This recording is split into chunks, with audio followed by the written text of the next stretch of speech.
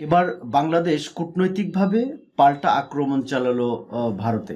ভারতের এতদিনের যে ভারত যে বিভিন্ন সময় যে আক্রমণ করছিল তার একটা পাল্টা জবাব দিল কূটনৈতিকভাবে। সেটা হলো যে ভারতের সংখ্যালঘু হত্যাকাণ্ড নিয়ে এবার বাংলাদেশ উদ্বেগ জানিয়েছে। আপনারা জানেন যে বাংলাদেশে সংখ্যালঘু নিয়ে ভারত খুব সোচ্চার এবং ভারতের বাংলাদেশের সংখ্যালঘুদের সেটা নিয়ে অপপ্রচার, অতিরঞ্জিত প্রচার সহ নানা কারণে নানা ধরনের কার্যক্রম চালায় ভারত। এবং কোনো কিছু হলেই একটু কিছু হলেই সেটা আসল তথ্য কি না জেনেও তারা আক্রমণ চালাতো। তো সেই প্রেক্ষাপটে এইবার কিন্তু বাংলাদেশের পক্ষ থেকে আসলে কখনো ওইভাবে ভারতে যে প্রচুর পরিমাণে সংখ্যালঘু নির্যাতন হয় বা অপরাধ হয় সে বিষয়ে আসলে কখনো বাংলাদেশ থেকে ওইভাবে বলা হয়নি। তো এইবার বলা হলো আজকে যে এই পররাষ্ট্র মন্ত্রণালয়ের পক্ষ থেকে এমন একটা বিষয় ইয়ে করা হয়েছে যে যে বাংলাদেশের মানে উদ্বেগ প্রকাশের বিষয়টি জানিয়েছে।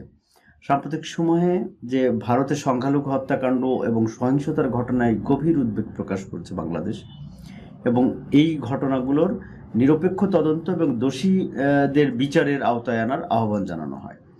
আপনার যে বাংলাদেশের পররাষ্ট্র মন্ত্রণালয়ের মুখপাত্র এস এম মাহবুব আলম গভীর উদ্বেগ প্রকাশ করে বলেছেন, ভারতে মুসলিম, খ্রিস্টান সহ বিভিন্ন সংখ্যালঘু সম্প্রদায়ের বিরুদ্ধে সংগঠিত নৃশংস হত্যাকাণ্ড, গণপিটুনি, নির্বিচার আটক এবং ধর্মীয় অনুষ্ঠানে বাধা দেওয়ার ঘটনা গভীর উদ্বেগের বিষয়। মাহবুব আলম আরও বলেন, চলতি মাসে ভারতের উড়িষ্যায় মুসলিম যুবক জুয়েল রানাকে নৃশংসভাবে হত্যা করা হয়। বিহারে মোহাম্মদ আতাহার হোসেনের হত্যাকাণ্ড, কেরালায় বাংলাদেশি সন্দেহ এক নিরীহ ব্যক্তিকে হত্যার ঘটনা এবং বিভিন্ন স্থানে মুসলিম ও খ্রিস্টানদের উপরে গণপিটুনি ও সহিংসতার খবর পাওয়া গেছে বা যাচ্ছে।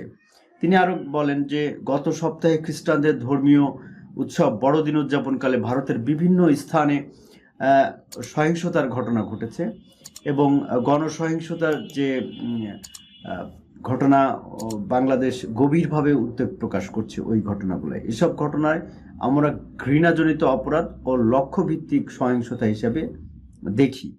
পররাষ্ট্র মন্ত্রণালয়ের এই মুখপাত্র আরো বলেন, আমরা প্রত্যাশা করি ভারতের সংশ্লিষ্ট কর্তৃপক্ষ এসব ঘটনার নিরপেক্ষ তদন্ত করবে এবং দোষীদের বিচারের আওতায় আনবে। প্রত্যেক দেশেরই দায়িত্ব তার সংখ্যালঘু সম্প্রদায়ের সুরক্ষা ও মর্যাদা নিশ্চিত করা। তো আপনারা জানেন যে আসলে ভারতে এরকম ঘটনা আমরা হর হামেশাই দেখতে পাই এবং ভারতে খুব সাধারণ বিষয়ে মুসলিম হত্যা কিংবা অন্য অন্য যে খ্রিস্টান, বৌদ্ধ সহ অন্য অন্য যে সব সম্প্রদায় রয়েছে তাদের বিরুদ্ধে সহিংসতার বিষয় আমরা দেখতে পাই এবং এই সহিংসতা অনেকটা রাষ্ট্রীয় মদদে হয় বলেই অনেকের অভিযোগ। পাশাপাশি আপনারা দেখেছেন যে মসজিদ ভাঙার ঘটনাও ঘটেছে। তো এই ঘটনাগুলো নিয়ে আসলে আমরা কখনো বা অন্য কোনো দেশ ভারতের যে এই যে অভ্যন্তরীণ বিষয়টা নিয়ে নর্মালি এভাবে প্রকাশ খুব একটা হয় না।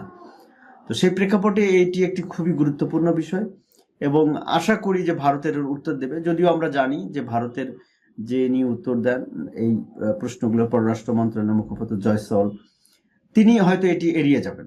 কারণ হচ্ছে সাম্প্রতিক এরকম অনেকগুলো প্রশ্ন তিনি এড়িয়ে গেছেন এবং ভারতের বিরুদ্ধে নানা ধরনের অপতৎপরতার অভিযোগ রয়েছে। যদিও যাক, এই যে বাংলাদেশের পররাষ্ট্র মন্ত্রণালয়ের মুখপাত্রের এই যে মন্তব্য এবং এই যে বিবৃতি, এটিকে আপনি কিভাবে দেখছেন অবশ্যই কমেন্টসে জানাবেন।